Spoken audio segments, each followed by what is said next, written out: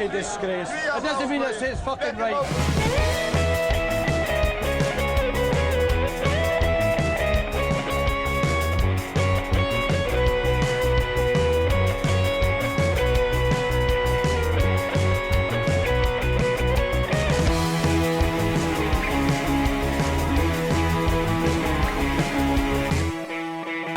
Get up to. Right, okay, well, we'll stick with the coronavirus at the moment. Well, we don't really have much chance, or much choice, rather, but we'll head over to Paisley. St Mirren 0, Hibernian 3. Loads and loads and loads of headlines surrounding Paisley this weekend. It was a torrid 72 hours for Jim Goodwin, losing all three. Before we get into the match itself, Jim obviously lost all three strikers, goalkeepers, excuse me, I'm having a terrible time today. He lost access to all three of his goalkeepers. What's the opinion of both of you guys? We'll start with Liam. Should this match have been called off? Should it have been postponed? Understanding the fact that the Scottish footballing body, they're quickly running out of postponement dates for match rearrangements. But given the special case of this, do you think this game should have went ahead? No, I think they could have called it off on the Friday night, and I think I would have. Not for the reason. I mean, the reason I keep hearing is that, and it's something you hear a lot in Scottish football. You know, we've got a sort of inferiority complex where we sort of compare ourselves to other places and then sort of care too much what other sort of footballing nations or opinions of us are. It makes a mockery of the league. I mean, I don't think anyone's going to look over and go, "Ha, look at that St Mirren. You see that St Mirren Hibs? Somebody in Hartlepool or something's going to go, see that St Mirren Hibs game where they St Mirren no keeper." Nobody cares. Nobody. It doesn't make a mockery of the league at all. It's like, you know, they're given all that. You know, when we were dealing with the vote thing and stuff, it was Scottish football's been made a mockery of. That was the headlines by all sorts of column writers and stuff. And every league. I can't remember who it was, but somebody said every football nation's laughing at Scottish football, and I was like, with the laughing stock of the world. No, they're not.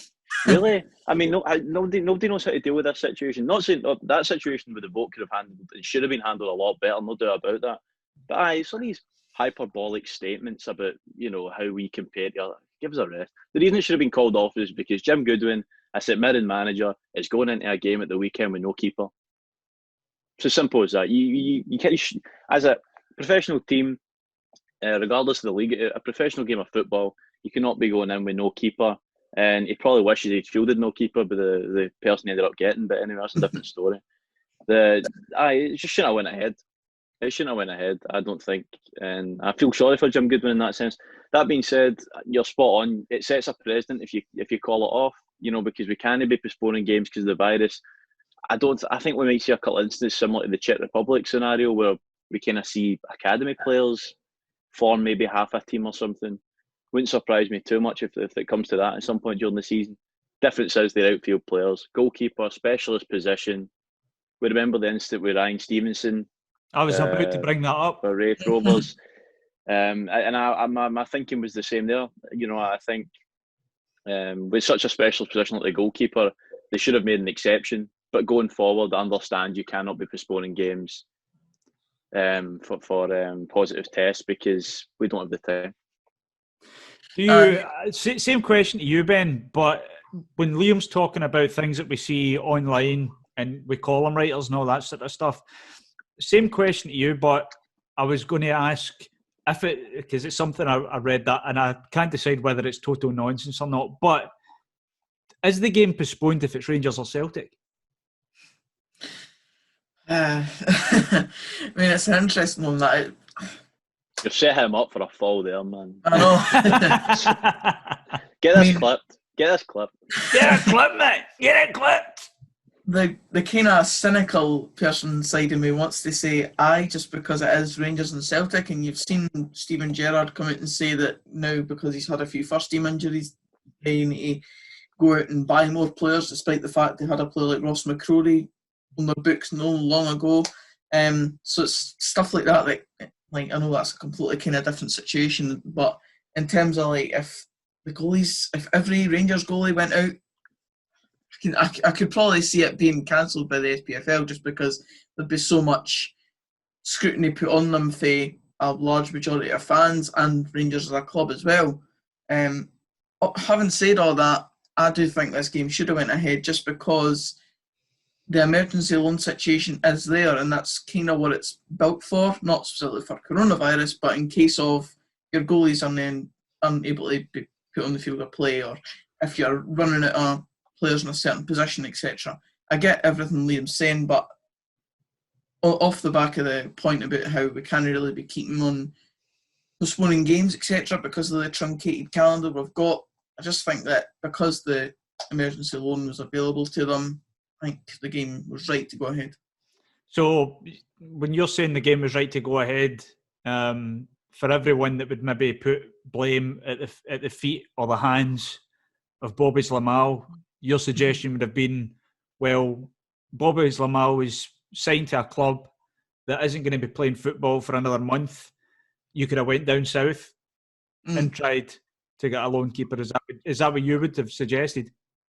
I think, to be fair to St Mirren, I don't know if they would have had much option in terms of trying to get someone from that area of the country. I think it was maybe the quickest option that they could have had. So you've seen Jim Goodwin be frustrated at that kind of whole situation, how they had to get it in at such short notice, and I think that probably played a part in who they ended up having to go and get. They had to get a player for Hearts, who obviously is basically just down the road.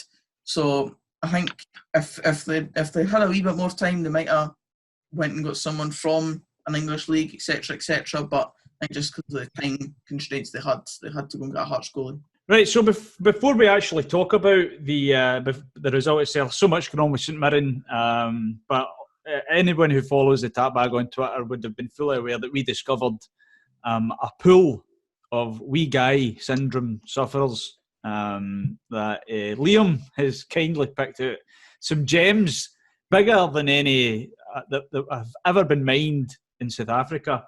Do you have any of these Twitter statements that you would like to read out, Liam? Because some of them are belters.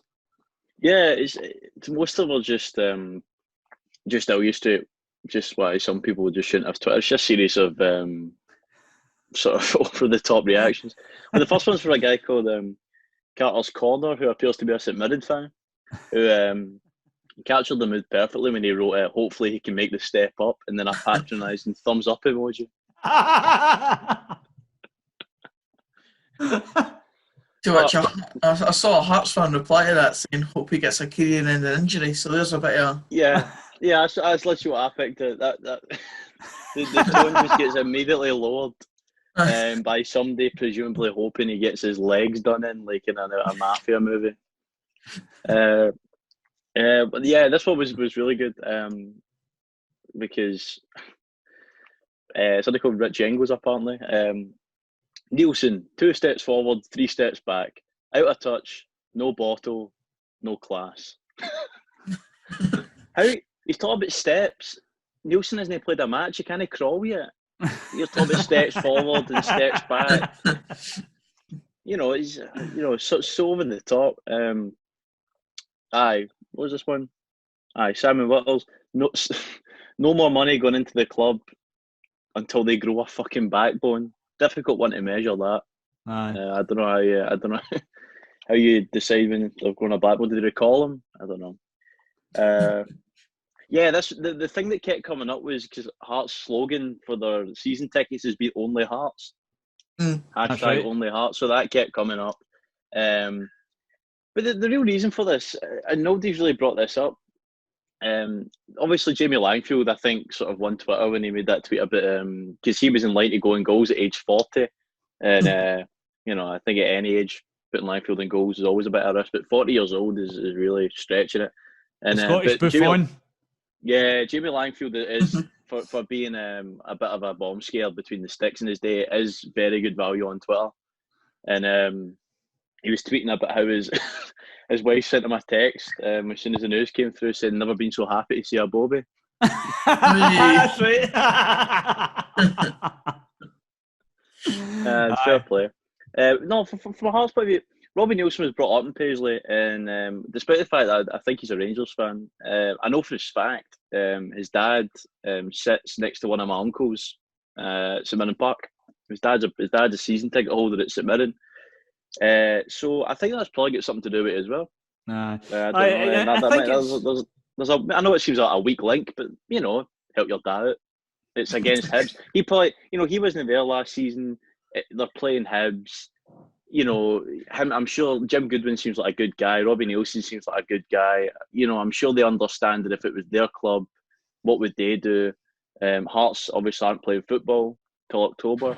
Bobby Zlamal isn't going to be there next season. I would imagine if they can ship him, they've got Ross Stewart and of course Craig Gordon. So I can't see Zlamal sticking around.